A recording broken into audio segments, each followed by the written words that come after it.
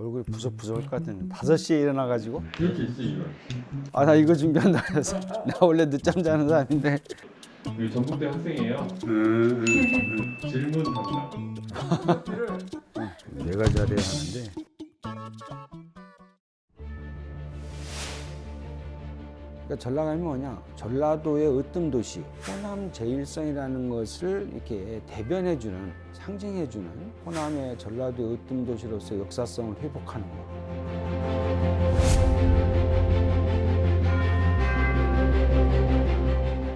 반갑습니다. 저는 이동입니다. 작년에 이제 전라감영이 복원이 되고 그래서 우리가 눈으로 보이는 관광자원으로서 의미는 우리가 아니까 눈에 보이지 않는 그런 것들을 한번 좀 살피는 그런 시간이 됐으면 하는.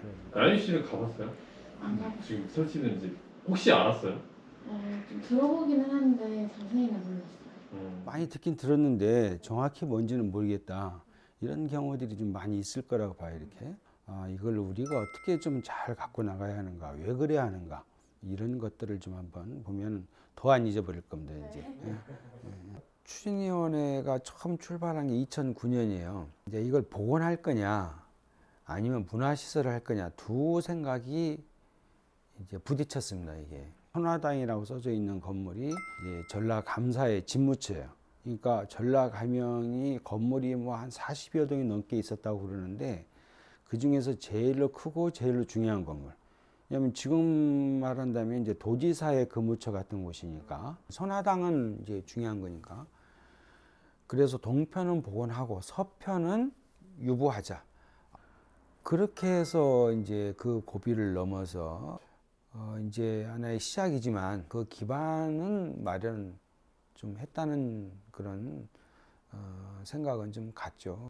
선화당 위치 찾은 것도 발굴을 통해서도 선화당 자를 못 찾았잖아. 안 나오지 않습니까? 선화당에.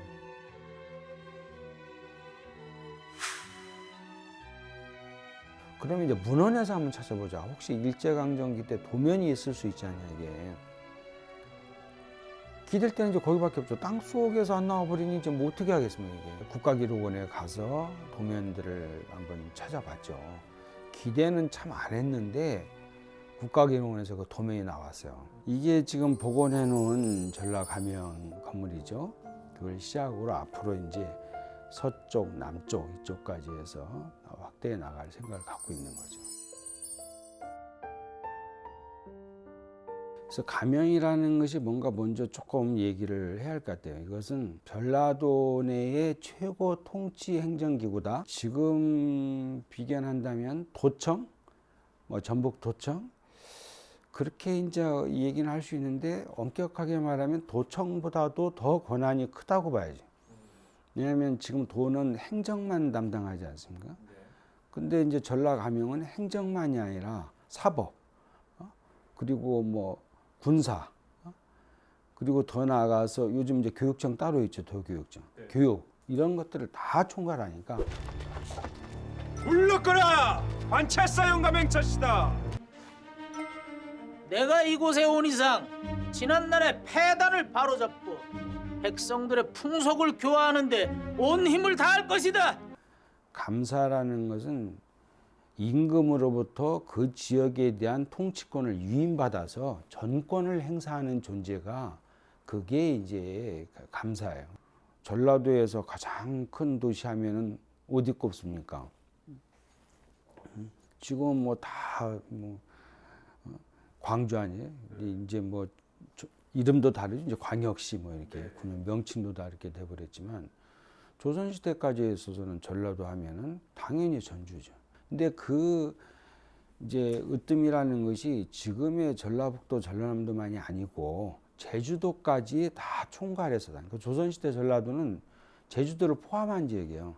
제주도가 이제 많은 사람들 특히 요즘 친구들은 더 모르는 경향이 강한데 제주도는 광복 이후에 전라도에서 독립했죠.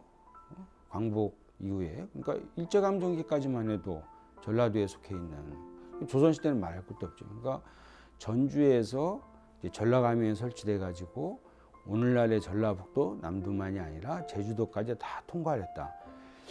이건 우리 지역민들에게 전주나 전북인들에게 역사적인 큰 자긍심이 될 수 있는 거죠. 그리고 우리가 이제 전라가명이 가지는 또 다른 가명하고의 어떤 차별성 더 좀 의미가 크고 이런 것은 뭐냐면 충청도나 경상도는 가명이 임진왜란 후에 옮겼습니다. 다른 지역으로.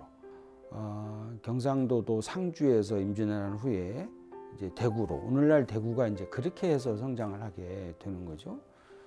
그리고 충청 가명의 경우는 이제 충주에 있다가 이제 공주로 지금은 이제 공주에서도 대전으로 갔습니다만은 전라 가명은 옮기지 않았어요. 이렇게 전라 가명은 조선왕 500년 내내 전주에 위치했으니까 그만큼 그 가명의 역사 그 뿌리가 깊다고 봐야지. 이렇게 저 지도 한번 보세요. 지도 보면 저게 조선시대의 전라도 9년이에요. 이게 이제 일제강점기 거치면서 현재 오면서 많이 통폐합이 됐죠. 통폐합이 돼서 이제 줄어들었지만 조선시대에는 저렇게 구성이 돼 있었고, 저 상단의 위쪽에 전주라고 지금 써져 있고 빨간색으로 이렇게 돼 있고, 그 옆에 작게 아마 가명이라고 써져 있을 겁니다.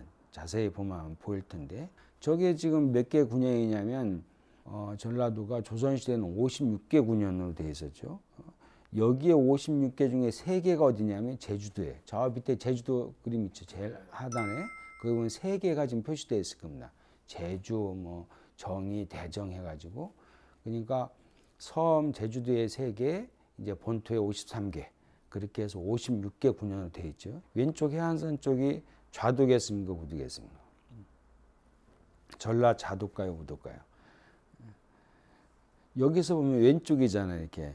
그러니까 전라 좌도야 하는데 실제로는 우도죠. 전라 우도라고. 그리고 저 남원이나 이제 오른쪽, 그러니까 오른쪽 산이 많이 표기되어 있죠, 지금. 거기는 이제 좌도라고 하고. 왜냐하면은 임금이 있는 데서는 항상 임금 기준으로 바라보니까 저기를, 저 많은 군현들을 전주에 전라 가명을 설치해서 통치를 했다. 전라 가명은 그런 곳이다. 고려 말에 이제 가명제는 시작됐다고 이렇게 봐야죠. 가명 고려 시대에는 안찰사라고 그래서 오륙품의 좀 낮은 관직이에요. 이 사람들은 그냥 일도를 순행하면서 잘하는가 못하는가를 살피는 정도, 이런 정도였어요. 안찰사 제도라는 게. 이제 이걸 가지고는 지방을 완전히 통제할 수 없단 말이죠. 그래서 고려 말에 이제 관찰사제를 신설하는 겁니다. 그래서 관찰사는 이제 5, 6품의 낮은 관직이 아니라 2품 이상의 대신급들을 임명해서, 그러니까 높은 사람이 가니까 이제 일도를 완전히 장악을 할 수가 있죠. 통제를 할 수가 있죠. 그런 것으로 이제 바뀌는 거예요. 그러니까 이렇게 쭉 지방제도도 놓고 보면 중앙이 지방을 완전히 장악해 간다는 게 그게 쉬운 일이 아니었던 것 같아요. 그러니까 중앙에서는 지방을 완벽하게 장악하고 싶겠죠. 그렇게 해서 통제권 안에 놓고 싶은데 지방 세력들이 우리가 생각했던 것보다는 상당히 컸던 것 같아요. 그러니까 그렇게 못하고 점차적으로 가다가 고려 말에 가서야 중앙에서 파견된 고위직 인사가 일도를 전지하는 이런 체제가 만들어지게 되는 거고, 그것이 가명제다는. 이 가명제가 이제 설치되는 데에는 유화도 회군하고 많은 관련이 있는 것 같아요. 그러니까 이 태조 이성계 세력, 역성혁명, 유화도 회군 세력. 왜냐하면 그 지방제 개편이 유화도 회군 후에 그 세력들에 의해서 이루어지거든요. 이렇게 유화도 회군 세력이 그 회군을 통해서 정치 권력을 장악하죠. 그 다음에 이제 바로 들어가는 것이 경제 그 개혁이라면 토지제도 개혁.